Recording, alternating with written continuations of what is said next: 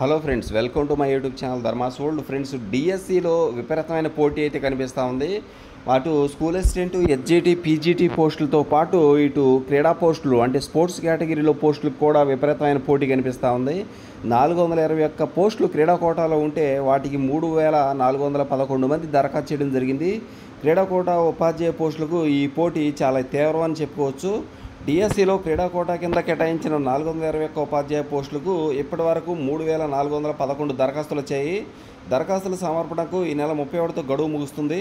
ఈ నేపథ్యంలో జూన్ 1 నుంచి క్రీడాకారులు సమర్పించిన ధ్రువపత్రాల పరిశీలన ప్రక్రియ మొదలు కానుంది.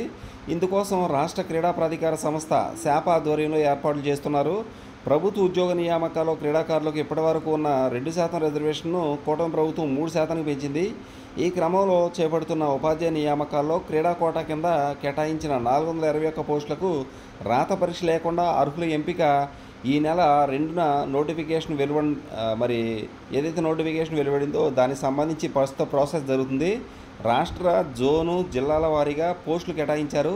తాజా సమాచారం ప్రకారం 2251 మంది క్రీడాకారులు 3411 దరఖాస్తు చేశారు. ఒక వ్యక్తి 2-3 పోస్టులకు దరఖాస్తు చేయడంతో వీటి సంఖ్య అభ్యర్థుల కంటే ఎక్కువగా ఉంది. ఈ నెల 31న గడువు ముగిసే నాటికి దరఖాస్తు సంఖ్య 5000కు పైగా చేరుతుందని అధికారులు అంచనా వేస్తున్నారు. ఇక 30 రోజుల పాటు ఈ పరిశీలన జరుగుద్ది. దరఖాస్తులతో క్రీడాకారులు జత చేసిన ధ్రువపత్రాల పరిశీలన జూన్ 1న మొదలై 30 రోజుల పాటు కొనసాగుతుంది. దీనికోసం శాప్ పరిపాలనాధికారి చైర్మన్గా మరో 4 అధికారులు సభ్యులుగా ఏర్పాటైన కమిటీ పనిచేస్తుంది. ధ్రువపత్రాలపై సందేహాలుంటే సంబంధిత క్రీడా సంఘాలకు పంపి నివృత్తి చేసుకోవాల్సిందిగా కోరుతున్నారు. క్రీడాకారుల ప్రతిభాధారంగా అభ్యర్థుల ప్రాథమిక జాబితా రూపొందించి వాటిపై జూలై 1 నుంచి 7 రోజుల పాటు అభ్యంతరాలు స్వీకరిస్తారు. వీటిని 10 రోజుల్లో పరిశీలించి తుది ప్రాధాన్యత జాబితాను రాష్ట్ర స్థాయి కమిటీకి పంపడం జరుగుద్ది. క్రీడల శాఖ ప్రత్యేక ప్రధాన కార్యదర్శి చైర్మన్గా, శాప్ ఎండి కన్వీనర్గా ఉన్న రాష్ట్ర కమిటీలో సాధారణ పరిపాలన, విద్యాశాఖ ప్రత్యేక ప్రధాన కార్యదర్శులు సభ్యులుగా ఉంటారు. అభ్యర్థుల తుది జాబితా ఆమోదం తర్వాత నియామకాల కోసం విద్యాశాఖకు పంపడం జరుగుద్ది.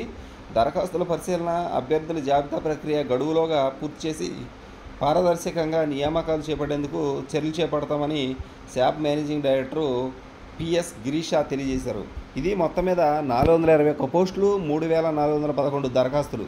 ఈ విధంగా మిగిలిన పోస్టులకు సంబంధించి కూడా పోటీ ఎక్కువగా ఉందని చెప్పుకోవచ్చు. ఒక్కో పోస్టుకి 60 నుంచి 70 మంది పోటీ పడే అవకాశాలు కనిపిస్తున్నాయి. Thank you so much for watching me. Please share this video and subscribe my channel. Thank you so much.